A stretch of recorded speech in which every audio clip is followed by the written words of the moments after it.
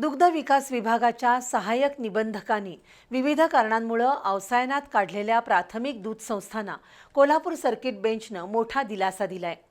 राधानगरी तालुक्यातील खामकरवाडी इथल्या दत्त दूध संस्थेनं गोकुळच्या मतदार यादीत नाव समाविष्ट करण्यासाठी सर्किट बेंचमध्ये याचिका दाखल केली होती। ही याचिका सर्किट बेंचनं मंजूर केली आहे। या निकालाच्या आधारे अवसायनात काढलेल्या 492 प्राथमिक दूध संस्थांना गोकुळच्या निवडणुकीत मतदानाचा अधिकार मिळण्याची शक्यता आहे।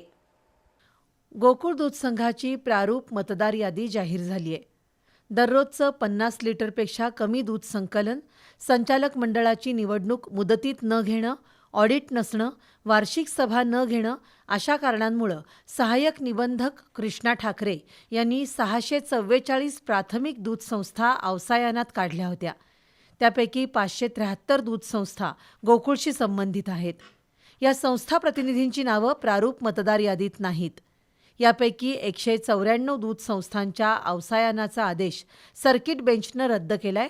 त्याशिवाय 298 दूध संस्थांनी अवसायनाविरोधात केलेलं अपील दुग्ध खात्याच्या उपनिबंधकांनी मंजूर केलंय। अवसायन रद्द झालेल्या राधानगरी तालुक्यातील खामकरवाडी इथल्या दत्त दूध संस्थेनं मुंबई उच्च न्यायालयाच्या कोल्हापूर सर्किट बेंचमध्ये धाव घेतली होती। दत्त दूध संस्थेला मताचा अधिकार देण्याचा निकाल सर्किट बेंचनं दिलाय। या निकालाचा अवसायनातील 492 दूध संस्थांना लाभ मिळण्याची शक्यता आहे।